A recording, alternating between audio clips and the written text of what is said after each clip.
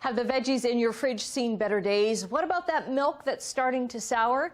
Puneeta Varma has 3 creative ways to use them up this morning. Good morning to you. Hi, Annette. How are you? I'm doing very well, thank you. We're talking reducing food waste today, right? Tomorrow's Earth Day, and so I've got 3 creative ways, and maybe ways we haven't really thought of. And the first one is that bag of avocados that so many of us have hiding in our pantry. So what I often do is avo toast, right? Slice and on the toast.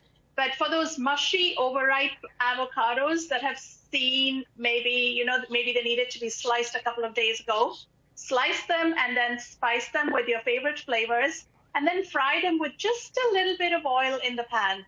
So in there, I've got chili peppers and I had some sesame seeds in there.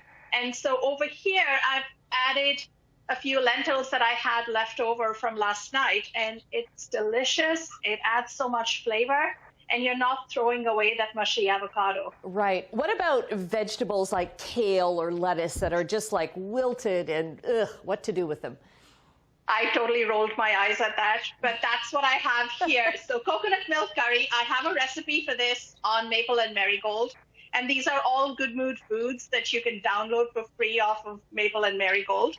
But kale, bruised carrots, so that picture over there makes any bruised, wilted veggies look fabulous because that curry is delicious, right? Add some coconut milk, turmeric, cumin, and you've got a delicious meal on this snowy day. Right. Now, what about milk that is starting to go bad? You've got a great way of using it. So this is my showstopper, as they say on TV. But milk that's gone bad, maybe a couple of days past its best before end date, because that date, the best before end date, is really to do with the flavor and not so much the safety. So there's a few tips that Love Food Hate Waste has on their website. But what you can totally do is boil that liter of milk that has gone maybe just a little bit sour. That's what I've done here. And then add half a lime juice to a liter. So you've got a little bit of lime juice in here. I boil this till the bubbles form. Add the lime juice in, stir it in, and you'll see the milk solids and the whey separate. And what you're left with is this pillowy cloud of paneer. That's what paneer is, literally. Okay, and so what do you do with paneer then? So paneer you could toss with tomatoes. So there's a bunch of scrambled paneer recipes on Google. Google it. There's a whole track of them. I will be sharing mine on Instagram today on Maple and Marigold. But my mom tosses this with cumin seeds and a little bit of ghee or butter, and you add in tomatoes and maybe some garlic.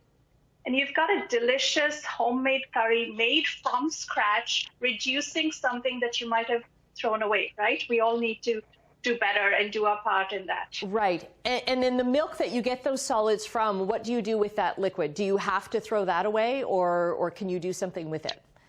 I love that you asked me that. So that is whey. So that is high protein, high in probiotics, delicious, so good for us. And you can swap out buttermilk in any of those, baking recipes that need buttermilk. Use the whey.